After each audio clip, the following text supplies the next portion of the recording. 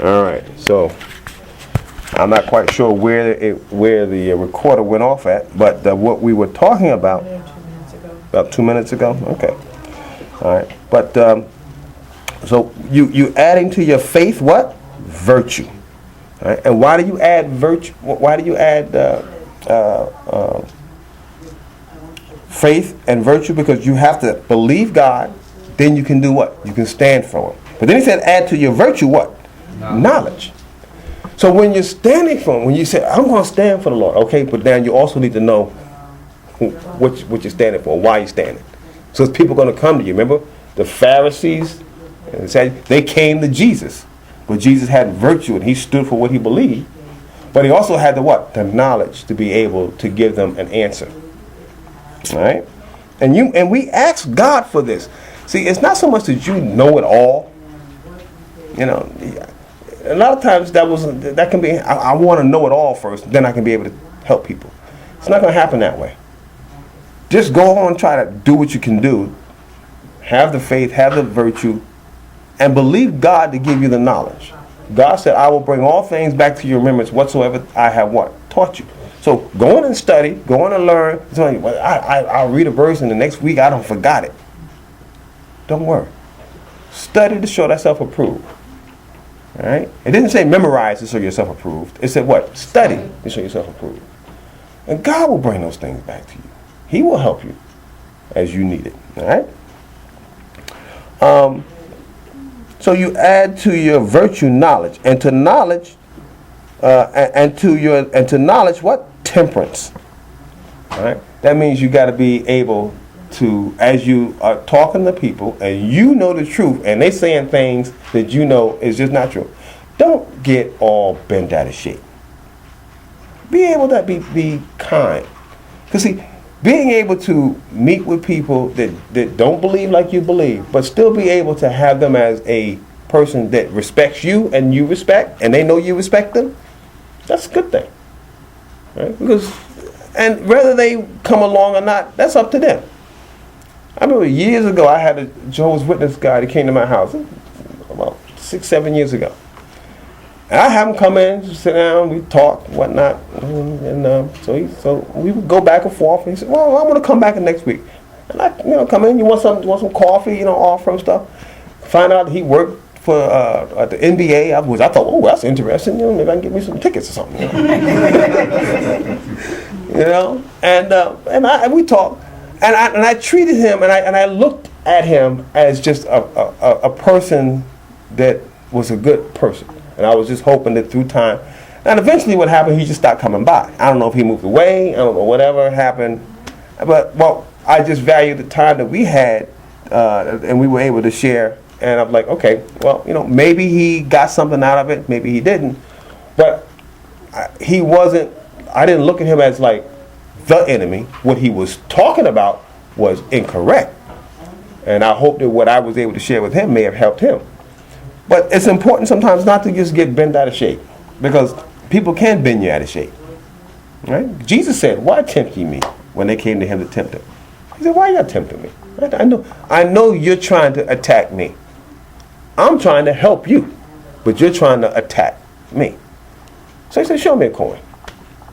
And he just went and just gave them what? Truth. He gave them some truth. All right? How much time I got? 4 minutes. All right. All right, so he said, and to your knowledge, temperance. And to temperance, what? And to your temperance, patience. That kind of go hand in hand, don't it? You can see why those two are connected, right?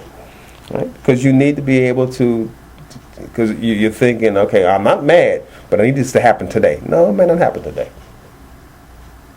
And sometimes you're dealing with family members, or with a job situation. You're trying to deal with it, and you're like, okay, I'm not going to lose my temper, but I need it to happen today. Well, the Lord may let you know it may not happen today. It may not ever happen. But are you going to keep your patience? It may be that you're going to have to deal with this for a while. Remember when Paul, when he said, he prayed to the Lord to take the thorn out of his side, whatever it was that was impeding him? And what was his answer? The Lord says, he said, my grace. I'm going to give you a lot of other things that you don't deserve. But this, I'm not going to deal with. I'm going to let you deal with this. And he said, so then most gladly will I endure it. So some things the Lord will allow you to just endure. So as you're enduring it, have temperance and be patient. All right? Those two work together very well, temperance and patience. And to patience, godliness. All right? That means that you're thinking, trying to have the mind of Christ. I'm trying to think like how God is. You know, they used to have that thing, WWG. What was it? WWJD. Yeah, what would Jesus do? And, you know, it's like, okay, you know, it wasn't a bad thing. But the reality of it is you do need to have that mind of Christ. You know, I gotta try to have a thought process that's divine in thinking, not just temporal in thinking. When I think about the results from a eternal standpoint versus the results from a natural standpoint. From the natural standpoint, it may not look so good, but from the eternal standpoint, that does look good. Okay? So, when you look at the natural books, it looks kind of shabby. But look at the eternal book. Wow, it looks kind of lucrative. Looks good. And that's sometimes how we have to do. We got to thank God. We got to think with the mind of Christ, and not with this world's thinking, not with this system thinking, not with the matrix of lies that have been told us.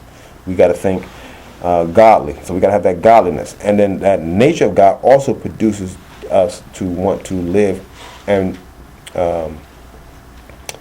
subdue the flesh and exalt the spirit, because the flesh lusts after the things of what? Of this world. But the spirit lusts after wants the things of God. All right? And to godliness, brotherly kindness. All right? So sometimes it's difficult to really be kind and caring for our brothers and sisters unless we first have our relationship correct with who? With God. When we get the lateral right, a lot of times that means one another. Once we got the vertical, me and God, if me and God are doing good, then it's easier for me to be able to deal with what? With people. But if I'm not connected with God, my connection with you is going to be, it's going to be very shady. One day good, one day bad. Because it's based upon my own particular mood that day, maybe.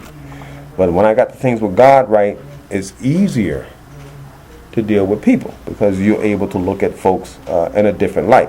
Because people come in all types of circumstances and situations.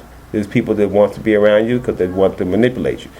You got to be okay with that, because that's just how it is. And then be able to use godliness to not allow their manipulation to be prosperous, but to use that as a means of being able to let them see themselves, and hopefully they'll be able to want to see who God is.